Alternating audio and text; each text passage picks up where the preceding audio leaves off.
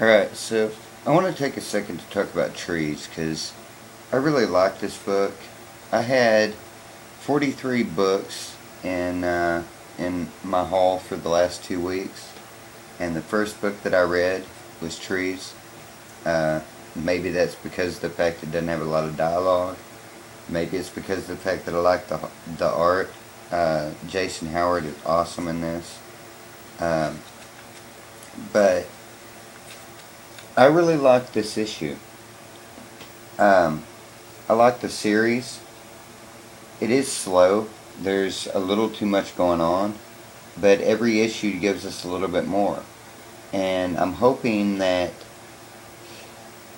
issue 11, issue 12, by that point we will have so much development that this series is just going to be amazing. I can't believe it's not. Uh, you've got this group in Somalia who, I believe it was in issue 2, that there was a conversation uh, between that guy and the leader of the Somali army, talking about how that because this was the shortest tree in the world, that he was going to use it to his strategic advantage, that it made economic sense to do so.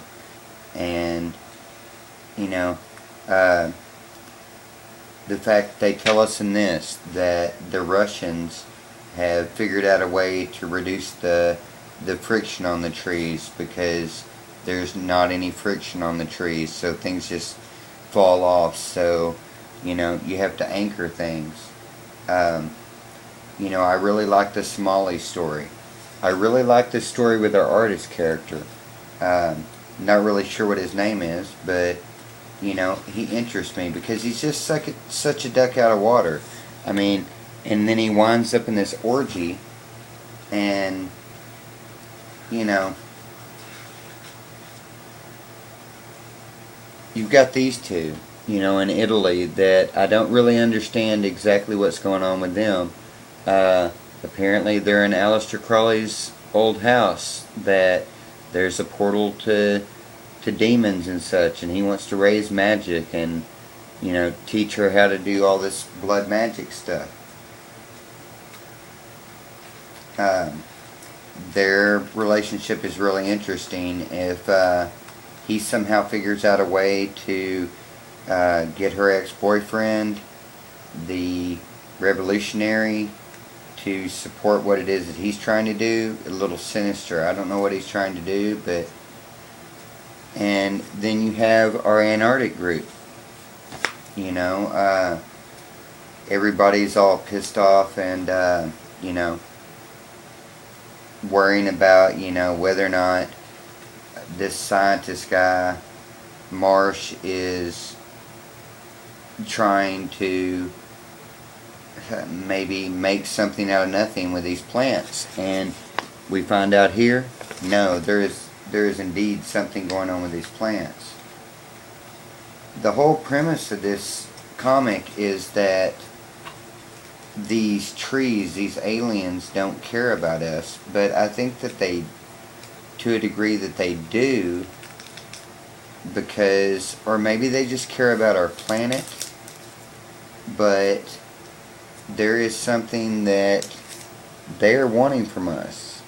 And like I said, I believe that about issue 11 on this, everybody is going to look back and say, man, it was a slow burn, and it was really not doing all it could with the story. It's moving along really slow. I even said I thought this was issue 3.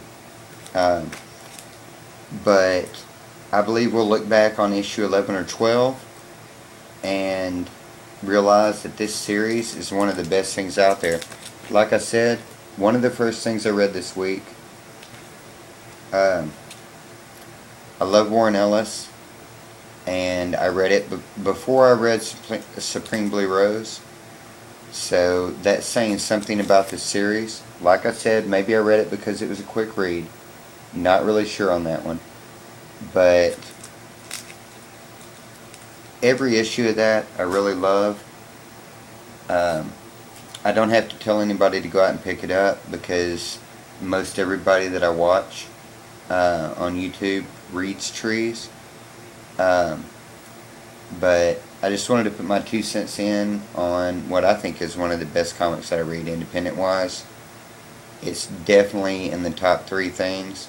Like I said, I had a stack of about 43, 44 books this week. First thing that I read, trees. So, I mean, that has to say something. But anyway, all I got to say.